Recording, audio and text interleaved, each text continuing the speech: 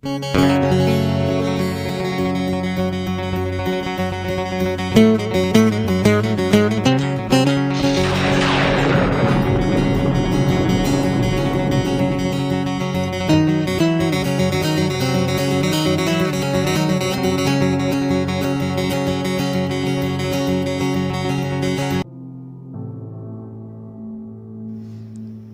εγχώριες προδοτικές μαριονέτες που κατά καιρούς είναι στην εξουσία, με τη βοήθεια των ξένων αφεντικών τους, ξεπούλησαν την πατρίδα μας. Έφεραν λεφούσια εκατομμύρια αλόθρησκους με σκοπό να μας ελιώσουν εθνολογικά. Πούλησαν γη και είδωρ, τα ιερά και τα οσιά μας. Στα σχολεία δεν διδάσκεται η ιστορία των ηρώων του γένους μας, αλλά η παρεμφύσιν ανομαλία που γίνεται και μόδα και κάθε άλλη βλαστημία. Η θρησκευτική προσευχή, ο εθνικός ύμνος καταργείται για να μην προσβληθούν δήθεν τα παιδιά των λαθροεπίκων από την Αλβανία, την Ασία και την Αφρική.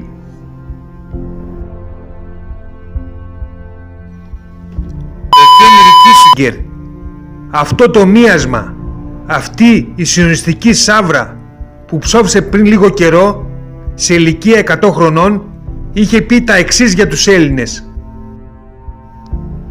Ο ελληνικός λαός είναι δυσκολοκυβέρνητος και γι' αυτό πρέπει να τον πλήξουμε βαθιά στις πολιτισμικές του ρίζες. Τότε ίσως συνετιστεί. Εννοώ δηλαδή να πλήξουμε τη γλώσσα, τη θρησκεία, τα πνευματικά και ιστορικά του αποθέματα, ώστε να τον εξουδετερώσουμε. Να υπενθυμίσω ότι αυτός ήταν το αφεντικό εκείνου του ηλικιωμένου Κίνεδου που το 1974 υπό τις διαταγές του παρέδωσε την Κύπρο στους Τούρκους και σήμερα κάποια απολυφάδια τον ονομάζουν Εθνάρχη. Και τέλος, να μην ξεχάσω να αναφέρω ότι ο Χένρι Κίσινγκερ αυτό το εμετικό δίποδο το 2015 στη Μεγάλη Λέσχη με τις ποδίτσες και τους ρόμβους, ονόματα δεν λέμε, είχε δώσει το χρήσμα για να γίνει ηγέτης της Ελλάδος στη σημερινή προσκυνημένη μαριονέτα που παριστάνει τον Πρωθυπουργό, που ήταν και μέντοράς του. Ας αναλογιστούμε λοιπόν σαν Έλληνες την προγονική μας ένδοξη καταγωγή και ας κλάψουμε πικρά για τη σημερινή μας κατάντια και στο βούρκο που έχουμε πέσει ως έθνος, ως γένος, ως φυλή.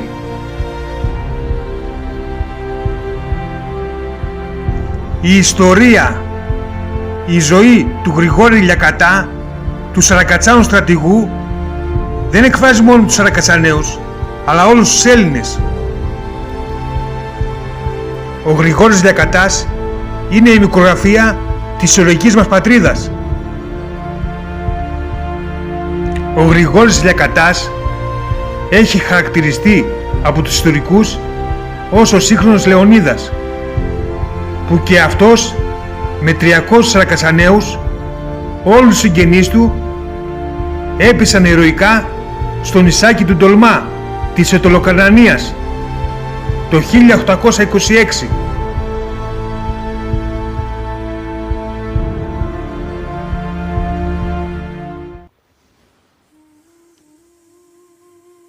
Ο Γρηγόρης Λιακατάς γεννήθηκε γύρω στα 1795, κατά άλλους στον Ασπροπόταμο και κατά άλλους στο Ξηρόμερο.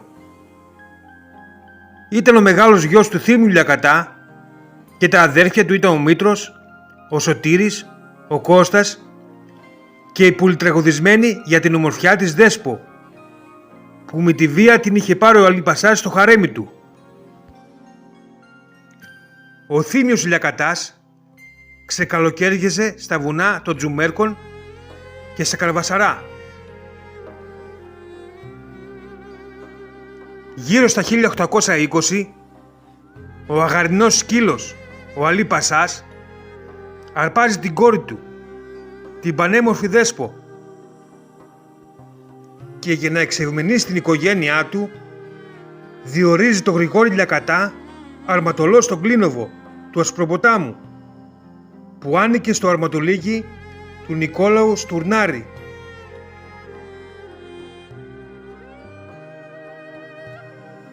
Ο ιστορικός Νικόλαος Κασομούλης γράφει τι του είχε αφηγηθεί ο Νικόλαος Στουρνάρης.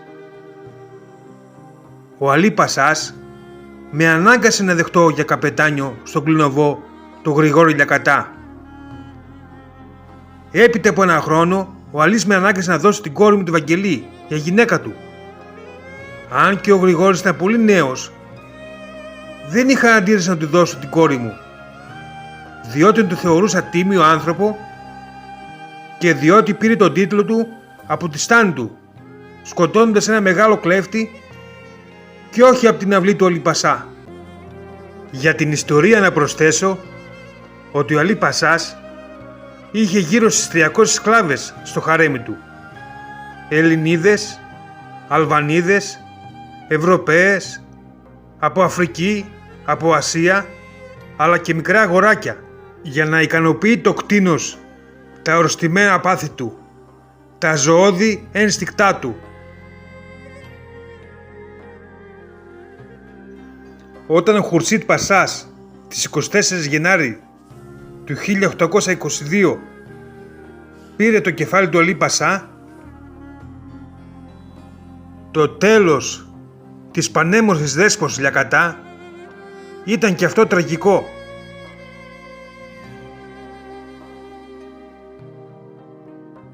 Η Δέσπο μαζί με το υπόλοιπο χαρέμι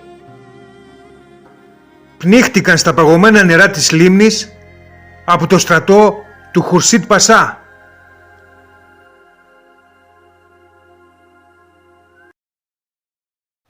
Το 1816 ο νεαρός τότε Γρηγόρης Λιακατάς μοιήθηκε στη φιλική εταιρεία.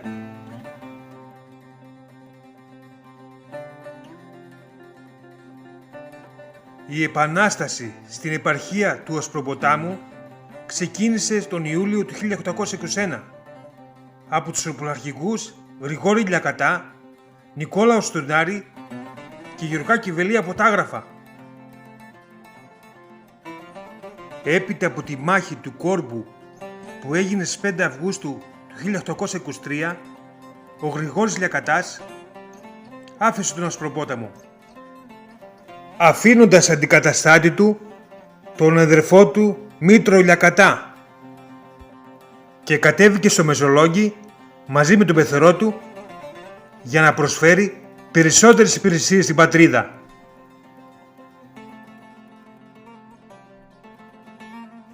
Το 1824 ο Λιακατάς μαζί με τον πεθερό του ξανανεβαίνουν στον Ασπροπόταμο.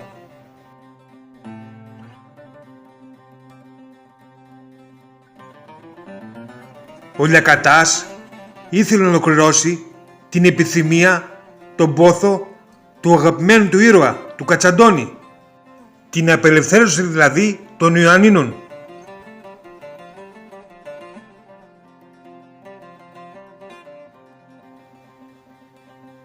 Ο Λιακατάς λοιπόν είχε γίνει ο φόβος και ο τρόμος των Τούρκων.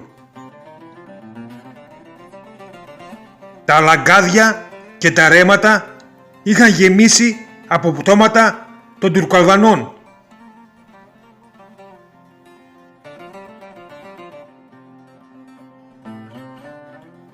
Έχοντας λοιπόν 500 παλικάρια, έφτασε στο χωριό Γότιστα, έξω από τα Γιάννενα,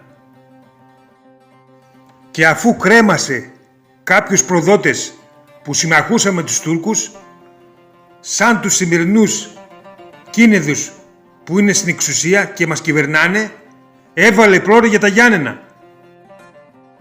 Έξω από τα Γιάννενα τον περίμενε γενιώτες προύχοντες, και τον παρακάλεσαν να κάνει πίσω, γιατί οι Τούρκοι θα προέβαιναν σε αντίπεινα και θα έσβαζαν όλα τα γυναικόπαιδα των Ιωαννίνων.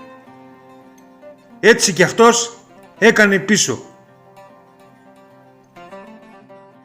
Έτσι προς τα τέλη του 1824, οπότε και η κατάσταση στη Θεσσαλία είχε αλλάξει οριστικά υπέρ των Τούρκων, ο Λιακατάς και ο Στουρνάρης μέσω των αγράφων κατευθύνθηκαν προς το Μεσολόγγι.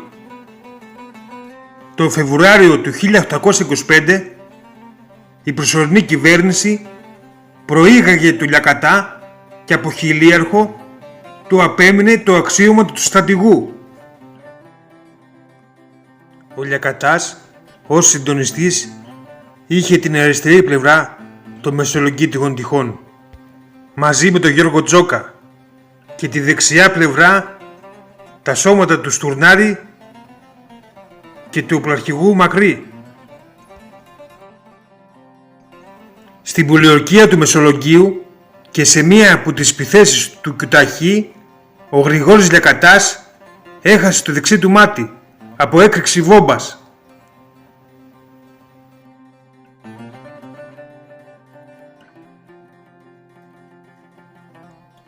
Ο Γρηγόρης Λιακατάς ήταν φημισμένος για την ομορφιά του. Ο Νικόλαος Κασομούλης, γραμματικός του Νικόλαου Στουρνάρη και βιογράφος του, έλεγε πως δεν υπήρχε ομορφότερος άντρας στην Ελλάδα.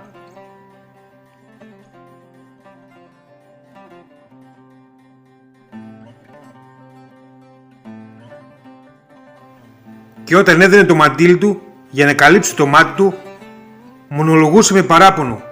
«Τώρα, αφού έχασα το μάτι μου, τι θέλω τη ζωή μου?» Έτσι αποσύρθηκε για λίγο καιρό για να γιάνουν οι πληγές του και έφεραν και τη γυναίκα του την Βαγγελή για να τον περιποιηθεί. Από τον Ισάκη Κάλαμο της Λευκάδας, που ήταν αγγλοκρατούμενο, γιατί οι Άγγλοι δεν τον ήθελαν. Τον Φεβρουάριο του 1826, ο τουρκικός κλειός γύρω από το Μεσολόγγι είχε γίνει ασφιχτικός. Η στρατηγική των Ελλήνων ήταν η ενίσχυση των νησίδων Τολμά και Πόρου, που αποτελούσαν τα τελευταία οχυρά των στενών του Αιτωλικού. Όλοι γνώριζαν ότι αν έπεφτε το Αιτωλικό θα ξεκινούσε η αντίστροφη μέτρηση και για το Μεσολόγγι. Το Συμβούλιο των Αρχηγών, που γνώριζε τα νερά και τα νησάκια της ευαθούς λιμνοθάλασσας, πρότεινε να ανατεθεί επικεφαλής ένας ντόπιος. Εξαιτίας των δυσκολιών όμως, κανένας ντόπιος δεν δέχτηκε και τελικά προκλήθηκε ως αρχηγός ο Γρηγόρης Λιακατάς. Ο Λιακατάς με τα παλικάρια του, αφού τους ευλόγησε ο παπάς των ταξιαρχών, ξεκίνησε για τις νησίδες Πόρο και Τολμά. Στον Πόρο έφτιαξε μια ντάπια με 50 παλικάρια. Ντάπια είναι το πρόχειρο οχυρό με πέτρες ή με ξύλα. Και αυτός πολύ μπροστά στον Τολμά, επικεφαλής με 300 παλικάρια. Στις 27 Φεβρουαρίου ο Ιμπραήμ μετέφερε στις απέναντι στεριές της Φοινικιάς και του Αγίου Νικολάου 10-12 κανόνια και βόμπες και χτυπούσε διαρκώς τον Τολμά. Την άλλη μέρα, στις 28 Φεβρουαρίου, ο Ιμπραήμ επιβίβασε Αλβανούς και Αιγύπτιους άνδρες σε πλοιάρια και επιτέθηκαν από όλες τις μεριές σε Τολμά και Πόρο. Όσοι αποβιβάστηκαν στον Τολμά ετσακίστηκαν με την πρώτη φωτιά και βγήκαν πάλι εις βάρκες, όπως εξιστορεί ο ιστορικός Κωνσταντίνος Μακρικώστας. Όμως ο αριθμός των Τούρκων είναι δεκαπλάσιος και οι μαχητές του Μεσολογγίου, βλέποντας τον Τολμά να κινδυνεύει, έκαναν μια παράτομη έξοδο και επιτέθηκαν στο στρατόπεδο των Τούρκων, ελπίζοντας με αυτόν τον αντιπερισπασμό να τους αναγκάσουν να φύγουν από τον Τολμά. Αν και ο αντιπερισπασμός των Ελλήνων στο Μεσολόγγι ήταν απόλυτα επιτυχής, καθώς σκότωσαν πάνω από 500 εχθρούς και γύρισαν πίσω με πολλά λάφυρα, ο Τολμάς δεν μπόρεσε να αντέξει. Οι Τούρκοι κατάφεραν να ανέβουν πάνω στον Τολμά και άρχισε μάχες σώμα με σώμα. Ο στρατηγός Γρηγόρης Λιακατάς, το σαρακατσάνικο καμάρι του κλινοβού της Καλαμπάκας και τα παλικάρια του πέφτουν νεκροί.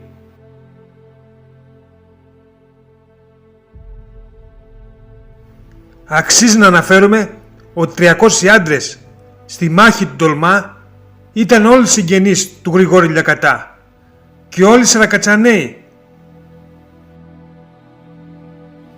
Σε αυτή τη μάχη ξεκληρίστηκε όλο το Λιακατέικο Σόι, 39 στον αριθμό, καθώς και πολλοί ασπροποταμίτες και οι καλύτεροι από τους τελικιώτες, όπως γράφει ο Κωνσταντίνος Μακρικώστας.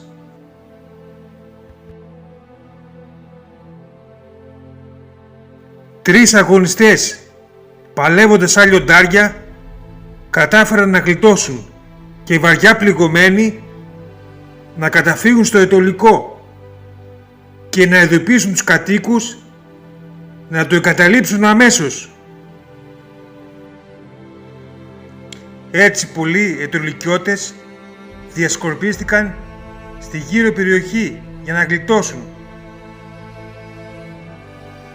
Αρκετοί κατευθύνθηκαν προς την τοποθεσία Ψηλή Παναγιά, εκεί όμως που τα κλάματα των μικρών παιδιών πρόδωσαν το κρουσφύγετό τους και οι Τούρκοι τους σκότωσαν όλους.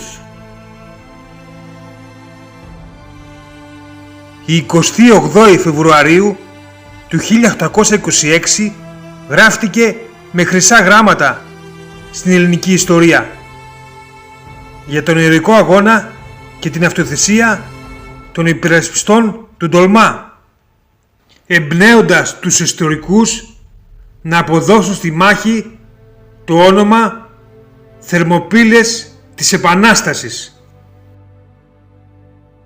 Πολύ αργότερα στις νησίδες Ντολμά και Πόρο στήθηκαν μνημεία αφιερωμένα στη μνήμη των ηρωικών πεσόντων που διονύζουν τη δόξα τους.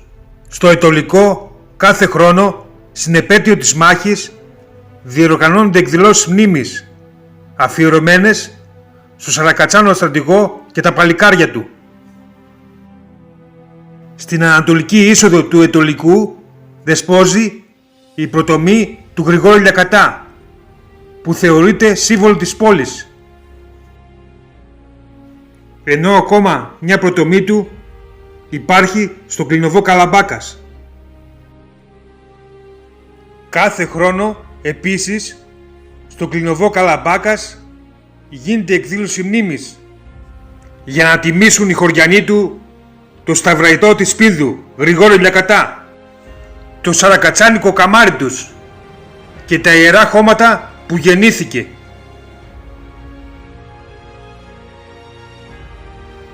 Οι Έλληνες γονατίζουν μόνο στο Θεό και στους νεκρούς τους. Οι Έλληνες κλαίνε μόνο για τους νεκρούς τους και το εκφράζουν με τα μυρολόγια. Στα μυρολόγια κάθε λέξη, κάθε στίχος είναι βγαλμένα με ποταμούς δακρύων. Το παρακάτω μυρολόι για τον καπετάν Γρηγόρη Λιακατά έμεινε ανεξίτηλο, αθάνατο, στον ατέρμονα χρόνο. Γιατί για τον Σαρακατσάνο στρατηγό δεν έκλειψαν μόνο οι Σαρακατσαναίοι, αλλά όλος ο ελληνικός λαός και ο στρατός.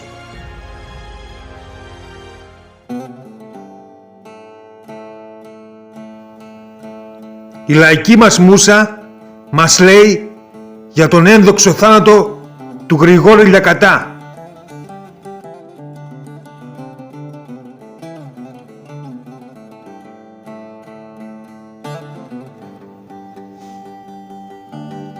Τρεις σταυροετοί ροβόλαγαν, απ' τ' άγραφα σταλμένοι. Ο ένας πάει στο τελικό, στο Βασιλάδι ο άλλος, και ο τρίτος ο καλύτερος στο Μεσολόγγι μπήκε. Ντάπια σε ντάπια περπατεί, ταμπούρι σε ταμπούρι. Ρωτάει την τάπια του μακρύ στην τάπια του δεσπότη. «Γεια σας, χαρά σας βρε παιδιά, καλώς το παλικάρι. Μην είδατε το Λιακατά, τον καπετάν Γρηγόρη?» «Αϊτέ μου, αυτός δεν είναι εδώ, και εδώ μην τον γυρεύεις. Μον πέτα στον τελικό και πέρασε τον πόρο.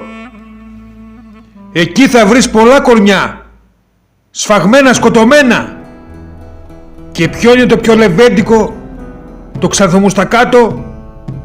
Εκείνο είναι το κορμί του καπετάν Γρηγόρη», ρωτά την τάπια του μακρύ, την τάπια του δεσπότη. «Μην είδατε το Λιακατά, τον καπετάν Γρηγόρη?» «Σύρε πουλάκι μου στον τολικό και κοίταξε τριγύρω και αγνάμπτεψε προς τον τολμά και αντίκρυ από τον πόρο. Εκεί θα βρεις ασπροκονιά και κόκαλα στην άμμο. Κι αν μπορείς διάλεξε τον καπετάν Γρηγόρη». Ψηλά από τον Ασπροπόταμο πετάει στο Μεσολόγγι, χρυσός αητός τριγύριζεν έξω από το Μεσολόγγι, γεράκι με 2 γράμματα από τους Λιακαταίους. Γυρίζει εδώ, γυρίζει εκεί, γυρίζει όλη τη χώρα. Μην είδατε το Λιακατά, τον καπετάν Γρηγόρη? «Πουλί, αυτός δεν είναι εδώ, και εδώ μην τον γυρεύεις. Πέτα προς το ανατολικό και πέρασε τον πόρο, και εκεί θα βρεις κορμιά, σφαγμένα σκοτωμένα. Και όποιο δεις λεβέντικο και ξανθομουστακάτο, εκείνο είναι το κορμί του καπετάν Γρηγόρη». Ένας αετός τριγύριζε μέσα στο Μεσολόγγι, κοιτάει την τάπια του μακρύ, την τάπια του δεσπότη, και αγνάντεψε την Κλίσοβα κατά το μακρινόρος. Ψάχνει να βρει το Λιακατά, τον καπετάν Γρηγόρη, που κράτησε την Κλίσοβα με 80 παλικάρια. Εσείς βουνά του Κιαρατά, βουνά τα Ασπροποτάμου, τους κλέφτες τι τους κάνατε, τον καπετάν Γρηγόρη? Αυτός πήγε και κλείστηκε μέσα στο Μεσολόγγι. Μας είπαν πως λαβώθηκε μες στο δεξί το μάτι, και λένε πως δεν θα ξαναρθεί, δεν θα τον ξαναδούμε. Για κλάψτε δέντρα και κλαδιά, κι εσείς κρυοβρυσούλες, τη χάσανε την κλειφτουριά, τον καπετάν Γρηγόρη.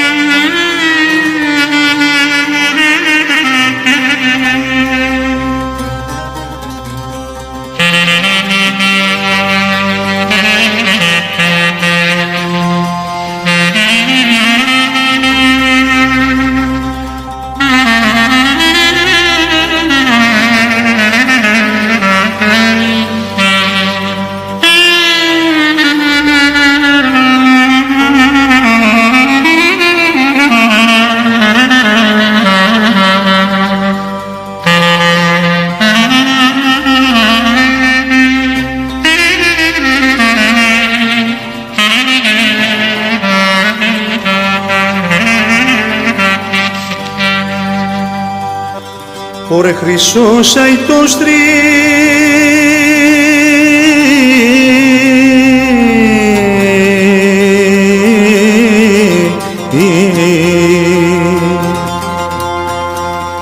γύριζε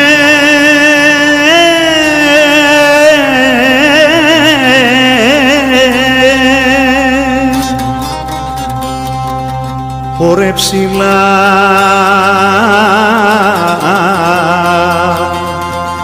στο μέσονο γύρω τα ιστή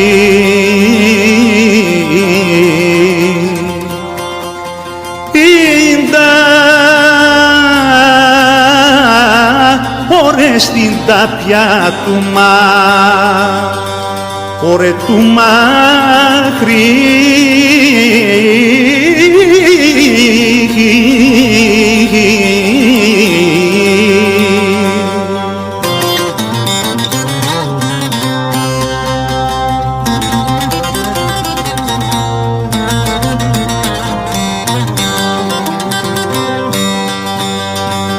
ωρε ρωτάς την τάπια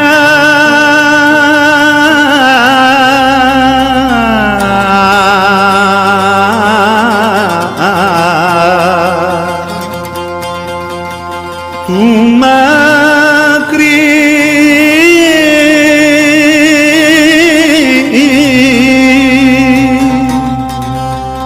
ωρε στην τάπια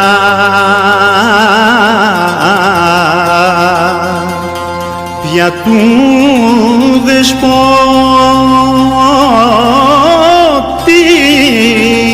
μην είδα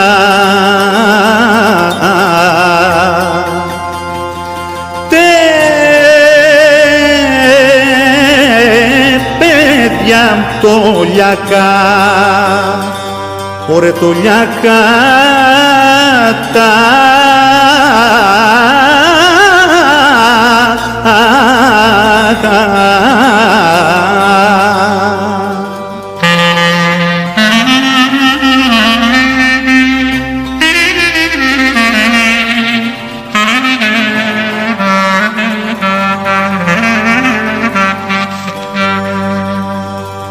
ωρε μην είδατε το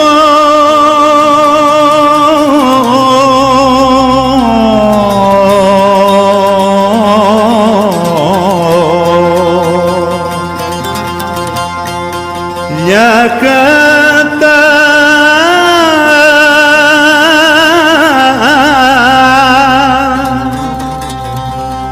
ωρε το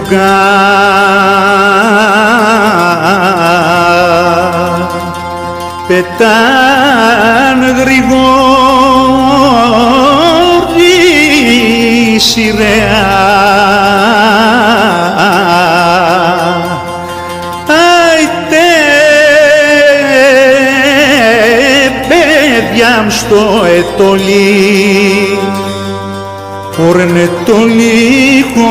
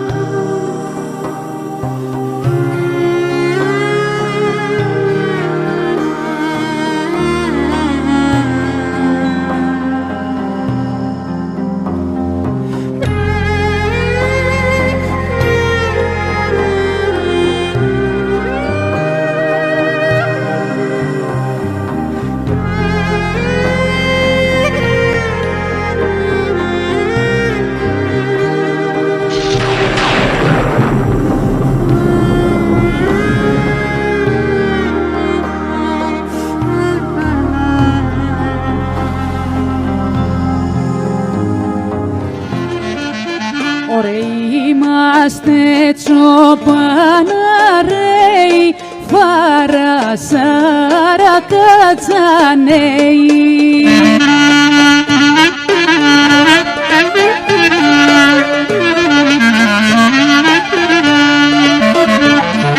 Είμαστε αητοί βουνίσχοι και σε όλα πάντα ισχύει.